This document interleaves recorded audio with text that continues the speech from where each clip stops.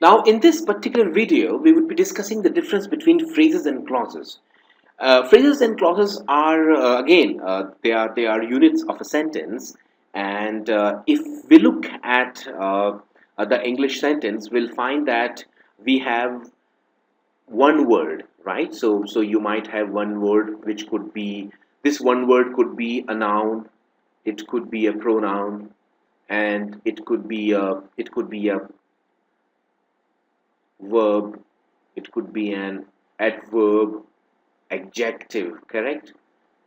Preposition, conjunction, right? So on and so forth. So and the interjection, right? So we have basically these are the, so a word in a sentence could belong to either of these categories. For example, we have a here, right? A is the article, and it is a determiner. A phrase is basically a noun here. This we have a verb. Here is again the article. Collection is a noun. Of is a preposition. Two or more words, right? So basically again two is a noun. So every word you can say that this word belongs to this particular part of speech. But if you have one or more word, again understand, if you have one or more word, then we call that word a phrase. So just as we have one word and that one particular word belongs to a certain part of speech or can be categorized in one or the other part of speech, similarly when we have more than one word coming together, we can categorize it as a phrase. Now this cannot be done randomly. For example, now if you look at this collection that does not have a subject and a verb, right? So this part can be taken as something, and we can say that what exactly this is, what kind of phrase is this, right? So basically, a word in the language, a word in the language could be a noun, a pronoun, a verb, adverb, adjective, preposition, conjunction, interjection, or if we take more than one word, then that we call it as a phrase. So basically, what it says here, a phrase is a collection of two or more words. A phrase is a collection of two or more words, and I have not added something more to it. A phrase is just not a random collection of two or more words. It is basically a collection of two or more words that form one semantic unit, in the sense that it has one, it forms one grammatical unit, it has some kind of semantic relationship with the rest of the sentence, and that is what we call as a phrase. So you just cannot pick words at random and say that this is a phrase. You have to basically pick words and you have to categorize them in such a way that it forms one semantic unit, and then we can categorize that unit as a particular kind of phrase. So a phrase is a collection of words, two or more words, that forms one semantic unit, and this collection does not have a subject and a verb pair in it, because if there is subject and a verb pair in it, then basically it becomes a clause. In other words, a phrase will never have a finite verb. Now this is very important, because we have many videos on verbs, right? We know what is a finite verb, what is a non-finite verb. So we must understand that a phrase will never have a finite verb, and if it has a finite verb, that means it has a subject as well, and then it becomes a clause, right? Look at this now. But if a collection of two or more words has a finite verb, then that finite verb must have a subject also. As a result, the collection would not be a phrase anymore. Instead, it would become a clause. So basically, a phrase and a clause has this basic difference, right? A phrase does not have a finite verb, right? Does not have a finite verb, and a clause on the other hand has a finite verb, right?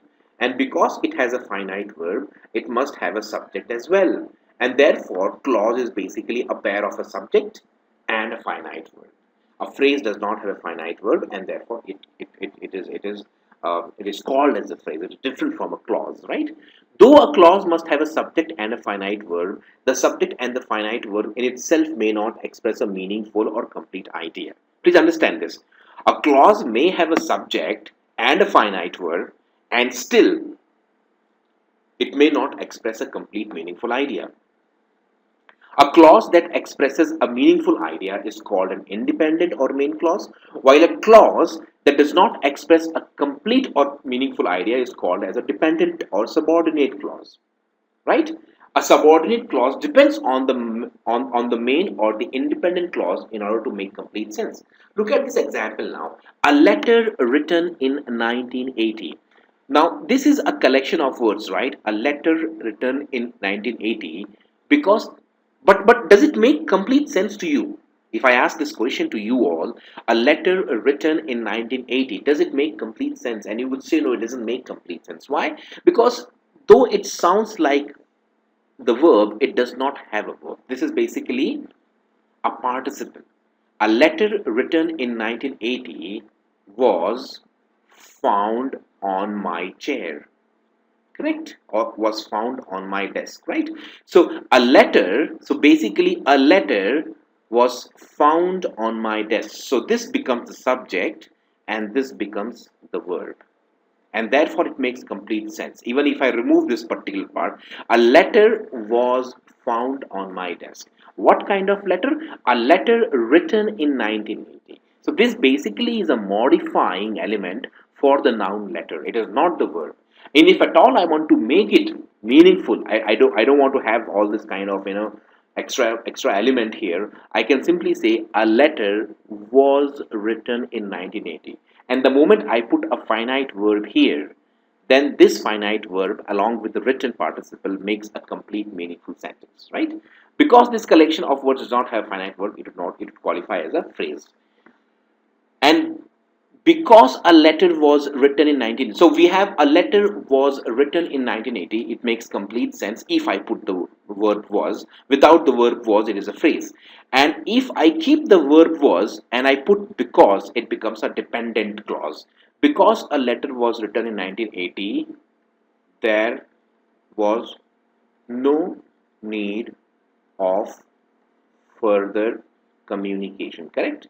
Now, if I put something extra here, the sentence becomes complete.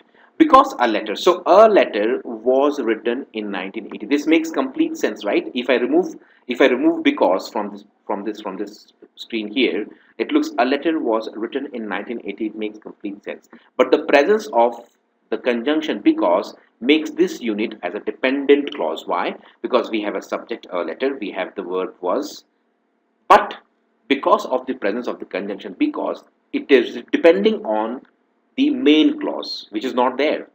Because a letter was written in 1980, there was no need of further communication. Now it makes complete sense. So basically a dependent clause has a verb, it has a subject, but does not make complete sense because it depends on something more to make complete sense. So, though this collection has a subject, a letter, and a passive verb was written, it does not make complete sense. To make complete sense, it needs the support of a main clause. Compare these examples with the ones given below. We'll just scroll down. Now, let's take this. A letter was written in 1980. Having a subject and a finite verb, this example expresses a complete, meaningful idea. The presence of the verb was makes complete sense. If I compare this with only a letter written in 1980. Now, this does not make complete sense. A letter is there, but where is the verb? This is not the verb. We have to give the verb was, and now it makes complete sense. Without the verb was, it is just a phrase. A letter written in 1980 was found on my desk. Now, what is the difference between this sentence and the one written here? A letter is the subject and was is the verb here. Written in 1980 becomes a kind of a modifier for the noun a letter.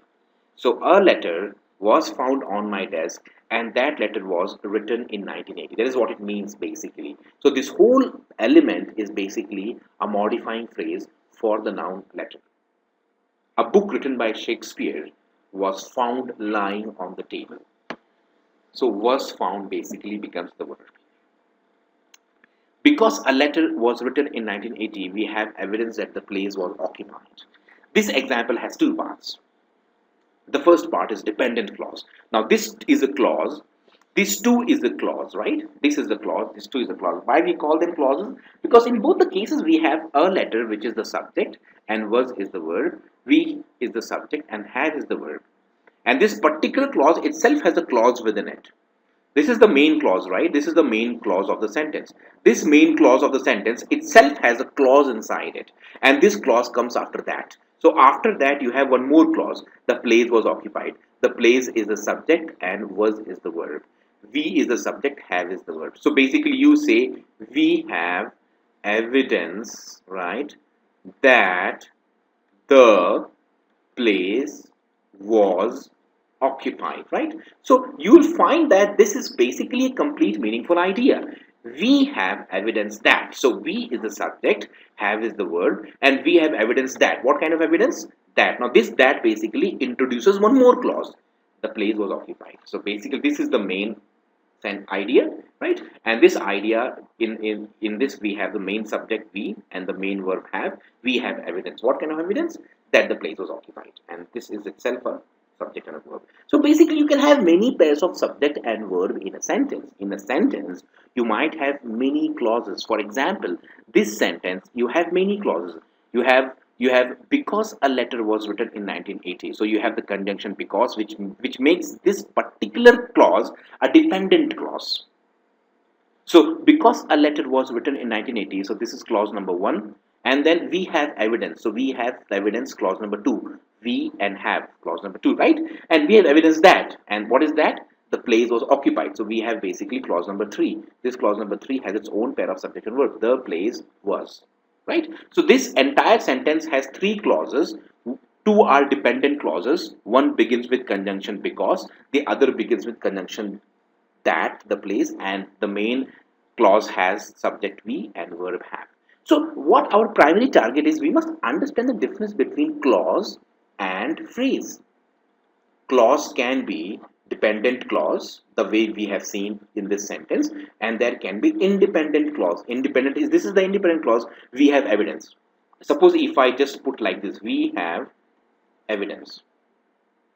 We have some evidence. We have evidence, that's it. And if I end my sentence here, this would again make complete sense. What kind of evidence? I haven't mentioned. But if I want to mention that, I would say we have evidence that. And what is that evidence? The place was occupied. So basically, that the place was occupied is giving rise to a dependent clause. One more dependent clause has come after that, the way we had one dependent clause coming after because. And because and that, they both are conjunctions. They introduce clauses. So we have understood clauses and phrases. Clause has a finite word. Phrase does not have a finite word. The following are the different types of phrases that we will discuss in this section, right? So what are the different types of phrases? We have noun phrase, we have verb phrase, we have prepositional phrase, we have infinitive phrase, gerund phrase, so many types of phrases. And some of these phrases act like modifier. Appositive phrases act like modifier. Absolute phrase act like modifier. Participle phrase act like modifier. Infinitive phrase too can act like modifier. And once you have understood the phrases, you will better appreciate the concept of modifier. So let's go and take the different kinds of phrases.